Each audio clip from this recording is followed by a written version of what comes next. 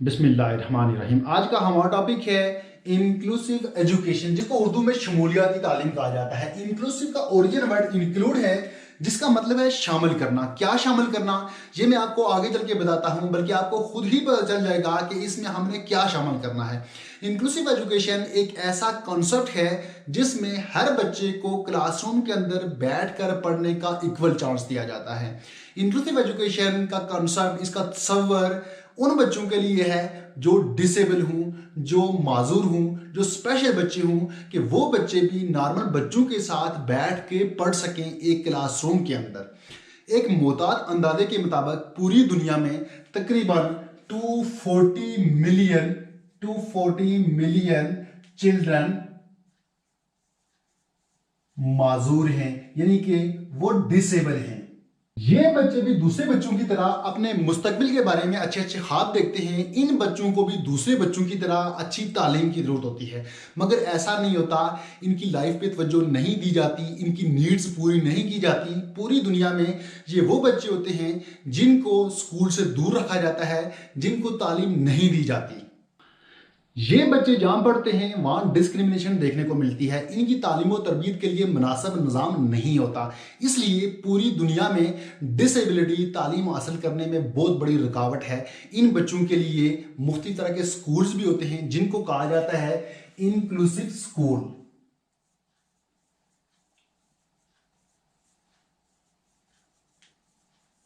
Inclusive school ऐसे school होते हैं जहां इक्वल फैसिलिटीज दी जाती हैं, जहां एक जैसा माहौल होता है, जहां टीचर और स्कूल अपने आप को चेंज करते हैं ताकि बच्चे भी उनके मुताबिक अपने आप को चेंज कर सकें, वो एक अच्छे माहौल में तालीम हासिल कर सकें।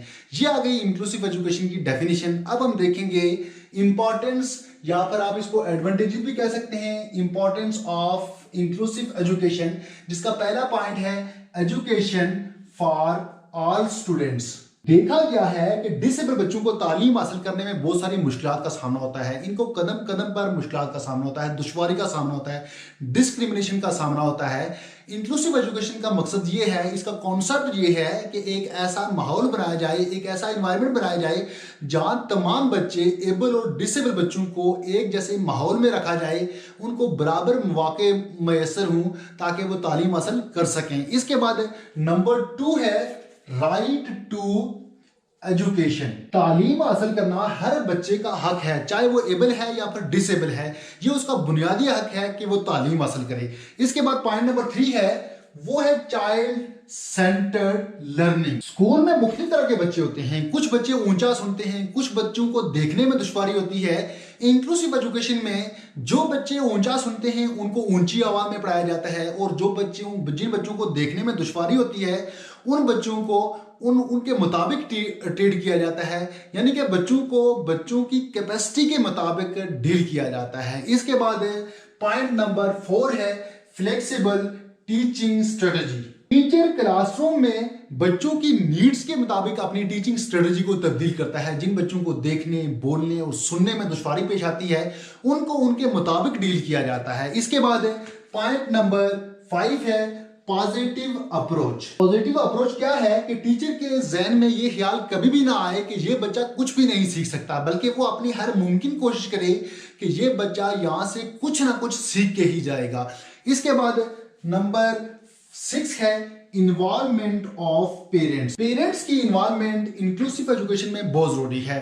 टीचर जिस तरह स्कूल में बच्चों के साथ डील करते हैं, वालिदैन को भी कहा जाता है कि आपने घर में बच्चों के साथ कैसे डील करना है, और घर में बच्चे जिस तरह का रवैया रखते हैं पेरेंट्स स्कूल में ये बताते हैं कि बच्चों का ये रवैया है, वो टीचर्स को आगाह करते हैं। इसके बाद नंबर 7 है लास्ट पॉइंट, नो डिस्क्रिमिनेशन। ये पॉइंट बार बार रिपीट हो रहा है डिस्क्रिमिनेशन का। डिस्क्रिमिनेशन का मतलब क्या है कि ऐसा माहौल नहीं बनाना चाहिए जहां एबल बच्चों को अलग तरह से ट्रीट किया जाए और डिसेबल बच्चों को अलग तरह से ट्रीट किया जाए, बल्कि ऐसा माहौल होना चाहिए जहां एबल और डिसेबल बच्चों को बिल्कुल एक ही तरह से ट्रीट किया जाना चाहिए, वहां कोई डिस्क्रिमिनेशन नहीं होना चाहिए। ये आगे एडवांटेजेस ऑफ इंक्लूसिव एजुकेशन। जाहिर सी बात है, अगर किसी चीज के कोई एडवांटेजेस हैं तो उसके कुछ ना कुछ डिसएडवांटेजेस भी होते हैं। तो इसके आप देख लेते हैं डिसएडवांटेजेस ऑफ इंक्लूसिव एजुकेशन। सबसे जो पहला पॉइंट है वो है इंक्रीज द कॉस्ट। अच्छा, कॉस्ट कैसे बढ़ेगी? ये स्पेशल बच्चे हैं, डिसेबल बच्चे हैं, बाद ऐसे बच्चे हैं जिनको सुनाई नहीं देता, जिनको कम दिखता है, जो माजूर हैं, जो खेल नहीं सकते सही तरह से। इन बच्चों के लिए कुछ अलग की चीज़ें खरीदनी पड़ेंगी, इनके खेलने के लिए कुछ अलग सामान चाहिए। तो जाहिर है जब इनके लिए कुछ अलग चीज़ें मंगवानी पड़ेंगी तो उनके लिए पैसों की ज़रूरत होगी। तो जाहिर सी बात है एकदम से कास्ट इंक्रीज हो जाएगी। इन बच्चों को पढ़ाने के लिए ज़्यादा पैसों की ज़रूरत होती है। इसके बाद पॉइंट नंबर 2 है दे मे गेट इंफीरियरिटी कॉम्प्लेक्स। ये बच्चे इंफीरियरिटी कॉम्प्लेक्स का शिकार हो सकते हैं। क्यों? इनके साथ दूसरे बच्चे भी होते हैं, नॉर्मल बच्चे। वो उनको जब देखेंगे कि एक बच्चा बहुत अच्छी तरह दौड़ता है, एक बच्चा बहुत अच्छी तरह सुनता है, एक बच्चा बहुत अच्छी तरह देखता है, तो वो जब अपने आप को देखते हैं तो वो एहसास कमतरी का शिकार हो सकते हैं। ये इसका एक नेगेटिव पॉइंट है। उसके बाद नंबर 3 है gifted children may gate feeling of ignorance. Gifted children, ऐसे बच्चे जो गिफ्टेड हैं, जो बहुत अच्छे ज़हन के मालिक हैं, बहुत अच्छी तरह समझ आते हैं, जब वो बच्चे देखेंगे कि हमारे साथ हमको इग्नोर किया जा रहा है, इन बच्चों पे तवज्जो दी जा रही है, ये भी एक नेगेटिव पॉइंट है, ये भी एक डिसएडवांटेज है इसका।